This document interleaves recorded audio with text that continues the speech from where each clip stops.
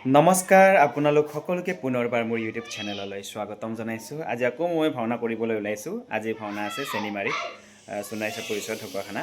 আৰু এয়া চাওক, এতিয়া আমি চাদৰ জাপি আছোঁ, পংকজ আৰু মই।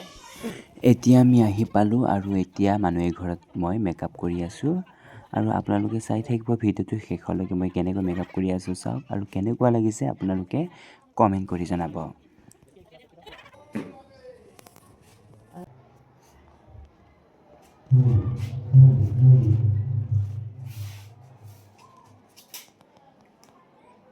এয়া দেখিছেনে ৰাইজ, আজি মোক ধুনীয়াকৈ সজাই দিছে পংকজে মোক ধুনীয়াকৈ সজাই দিছে। আৰু আপোনালোকে কেনেকুৱা পাইছে কমেণ্ট কৰি জনাব।